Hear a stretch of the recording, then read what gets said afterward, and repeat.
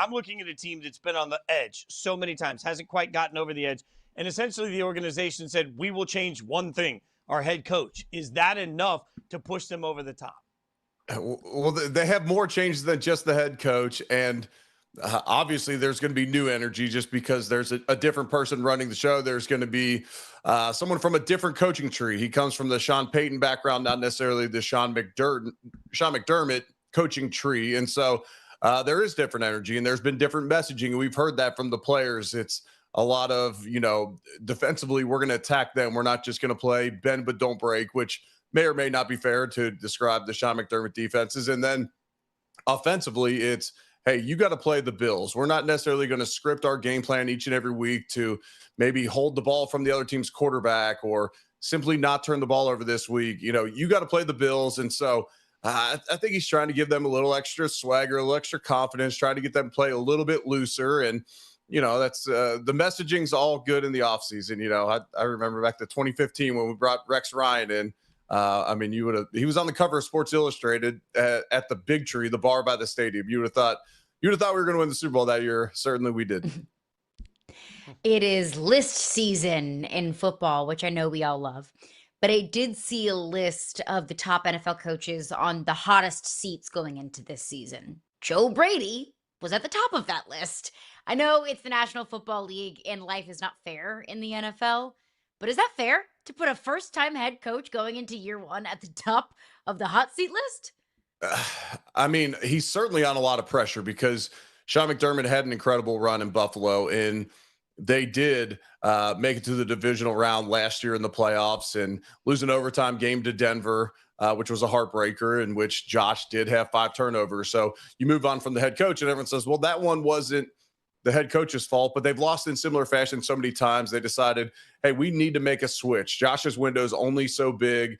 We certainly love Joe Brady within the organization. We think he can run it better. And, you have to respect the Pagulas and everyone involved for saying, let's try to shake things up and try to get over the hump. Now, to say he's on the hot seat this year, I don't know that it would have to be a disaster to be a one and done situation, in my opinion. But I will say he's under a ton of pressure. You got Josh Allen, the MVP from 2 years ago. You talk about lists, recently voted the number one quarterback in the NFL. So when you have the number one quarterback, you're going into a new stadium. You have a team that has had such sustained success. There is going to be a tremendous amount of pressure on you. I think there's also sort of just a reality of here we go again, right? Like when you've lost so many games in such weird ways in the playoffs, does changing the staff sort of allow the cloud, the pressure, some of that moment for the players in the locker room? We're in the playoffs and you're in these key moments. Does the new staff sort of allow some of that cloud to go away? You would hope so. I can't personally say from experience. I only played in one playoff game throughout my tenure with the Bills, but you would hope so. You would hope that new messaging, maybe some different decisions down the stretch could potentially get them over the hump. And so we'll see how it shakes out this year because there's obviously no guarantees there. Jim Leonhard takes over as the new defensive coordinator. What can we expect from his defense? Yeah, a former teammate of mine.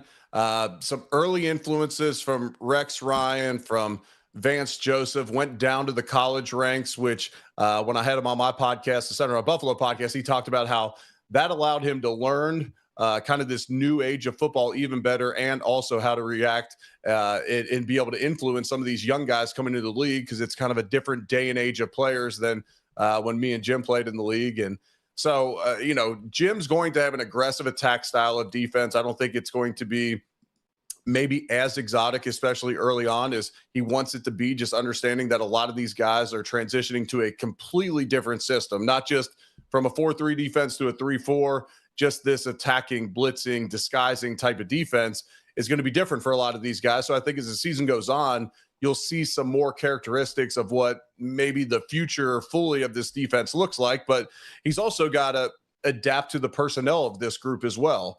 This isn't a defense full of guys that were handpicked for a 3-4 attacking, blitzing style of defense. So he'll have to play to their strengths as well. Walk me through that. Fans and media always talk about new coordinators are such an advantage the first couple of weeks because, you don't have it on film and everybody's scrambling to it. You've played. Is there an advantage to teams with new coordinators in the first few weeks of the season? There certainly can be, just like, maybe a rookie quarterback starts off hot and then you realize what he does well and you try to take those things away.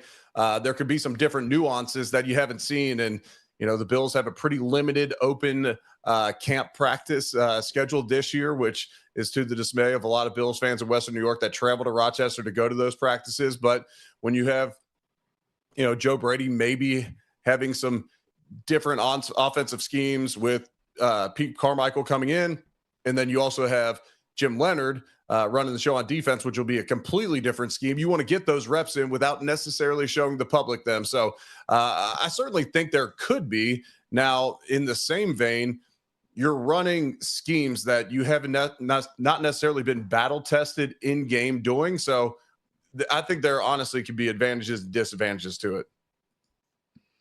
We had an awkward press conference from Terry Pagula talking about Keon Coleman. I thought that was going to be the end of the relationship between Keon Coleman and the Buffalo Bills. He returns this season. What has Joe Brady done to kind of repair that relationship between the organization and Keon?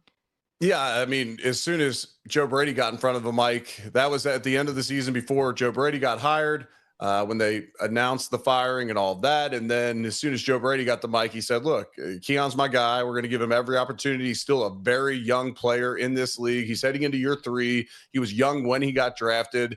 And so I think Keon's done everything right this offseason. Now he's just got to go prove it on the field and then prove it throughout the season. And for him, a lot of it hasn't been the physical aspect of the game. A lot of it's been off-field issues that have caused him to miss time or not get the amount of reps that would allow him to have steady production throughout the season. And so I saw Keon was working with my man, Stevie Johnson. No one better for him to spend some time with to work on the physical and, the off-the-field side of things. Stevie was a guy that I played with that always handled his business. And Stevie's been talking in the media about how impressed he's been with Keon's approach and also his skill set. So you bring in DJ Moore at receiver this offseason.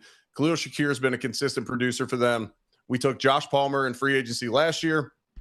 Thought we were going to get more out of him than we did. Injuries plagued him. We'll see if he can be healthy. If you can add an effective Keon Coleman to the mix, then all of a sudden this Bills receiving core, who's been, kind of a laughing stock and an afterthought for a couple years now, all of a sudden they become one of the stronger groups on this team.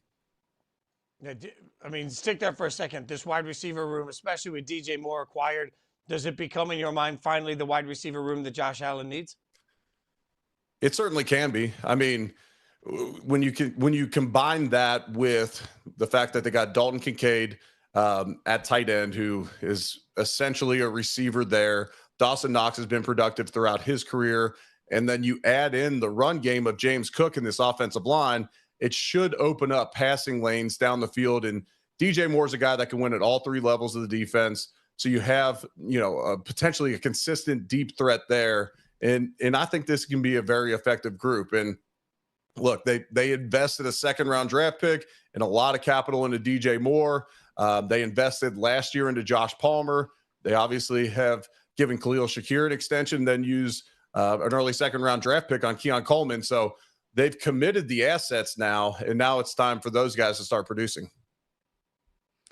I want to go back to what you said earlier, that it wouldn't be a one and done for Joe Brady unless it was a total disaster. And I agree with you. But is it fair to say that anything other than playing in the Super Bowl in Los Angeles is a disaster for Buffalo?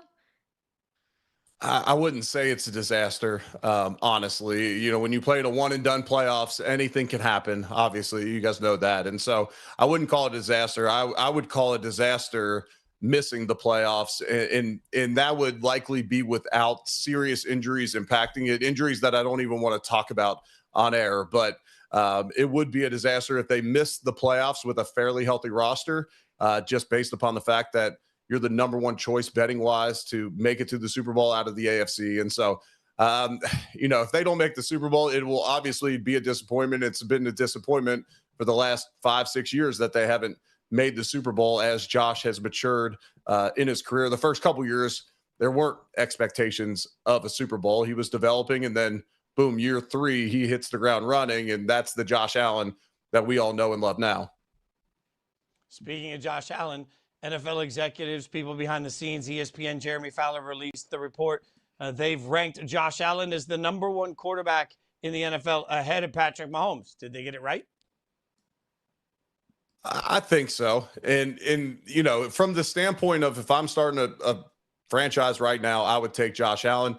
One of the great things about this, I'll say the young guys, I'll exclude Stafford because that's not really fair at his age. And I say that I'm about the same age as him. So no team would be wanting to start a franchise with me as their starting center either. But when you look at Lamar Jackson, Joe Burrow, Patrick Mahomes, Josh Allen, those four, the best thing about it is those four markets wouldn't trade their quarterback for any of the others. And so you could make a case for a number of those guys when starting a franchise from scratch. I'd probably put Joe Burrow, Patrick Mahomes, and Josh Allen just a hair above Lamar Jackson, just in the fact that they're better pure pocket passers, and you wouldn't necessarily have to create an offense for them to thrive in. They could thrive in virtually any offense. But Patrick Mahomes always has the case with the rings, and you cannot take that away from him. I would say over these past few years, Josh Allen has outplayed him on the field, despite coming up short in the playoffs.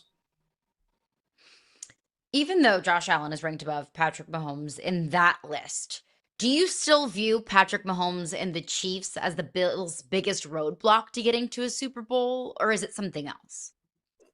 No, I would say it's the Chiefs. And, the AFC is extremely talented. The Bengals have done a lot this offseason to likely get themselves back in the mix as long as Joe Burrow can stay healthy. And that's the big if. And so I would put the Chiefs there. And, beyond that, New England, we'll see what Drake May can do in year 3 if he can capitalize off the success he had last year. Jacksonville sure looked good.